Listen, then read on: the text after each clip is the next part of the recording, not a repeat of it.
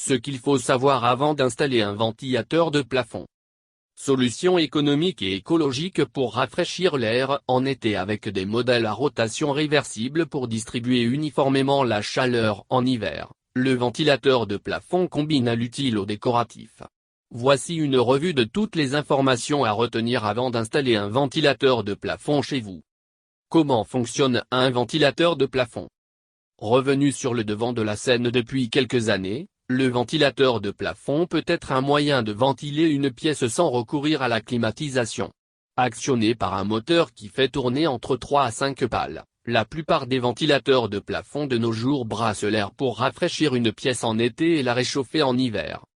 Ainsi, en tournant dans le sens des aiguilles d'une montre en été, les pales permettent de faire remonter l'air chaud au plafond. Ce qui permet de diminuer la température ressentie et offre une sensation de rafraîchissement. En tournant dans l'autre sens, celles-ci font redescendre l'air chaud venant du plafond pour la répartir dans la pièce en hiver.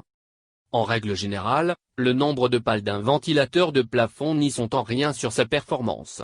Pour mettre la main sur le bon appareil, il faudrait miser sur le diamètre et l'inclinaison des pales. Plus le ventilateur est large en diamètre et les pales inclinées, plus elle sera efficace dans sa fonction de brassage de l'air et de répartition de la chaleur. Quels bénéfices offre l'utilisation d'un ventilateur de plafond?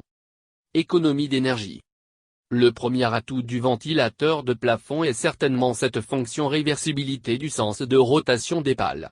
Cela occasionne une économie d'énergie, celle dépensée par le climatiseur en été et celle du chauffage en hiver. En effet, en ramenant l'air chaud au sol, la chaleur est redistribuée de manière homogène vous évitant de devoir monter votre thermostat. Peu encombrant. Avec un ventilateur de plafond, vous faites aussi une économie d'espace. Sachant que ce dispositif va se fixer au plafond et n'encombrera donc à aucun moment la pièce dans laquelle il est installé. Pour certains modèles dotés de tiges à longueur ajustable, vous pouvez installer le ventilateur à la hauteur que vous désirez. Bien sûr, il convient de garder un minimum de 2 mètres entre le sol et le ventilateur pour éviter les risques. Ventilateur de plafond avec lumière. Il y a aussi l'avantage des ventilateurs avec fonction lumière. Très pratique puisque le ventilateur va servir en même temps de moyen d'éclairage et peut très bien remplacer un lustre ou un suspendu. Mieux, les fonctions éclairage et brassage d'air dans ce cas sont indépendantes l'une de l'autre. Si vous voulez réaliser encore plus d'économies avec le luminaire, vous pouvez équiper votre ventilateur de plafond d'ampoules LED. Autres atouts.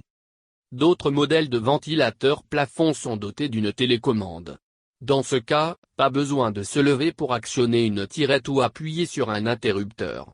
Vous réglez le déclenchement et l'arrêt, la vitesse de rotation des pales et autres fonctions essentielles partout où vous vous trouvez dans la pièce. Certains ventilateurs sont aussi silencieux en intégrant un moteur d'essai fonctionnant en courant continu très efficace pour diminuer la consommation énergétique. Comment choisir le parfait ventilateur pour vous? Plusieurs paramètres sont à prendre en compte pour mettre la main sur le parfait ventilateur de plafond.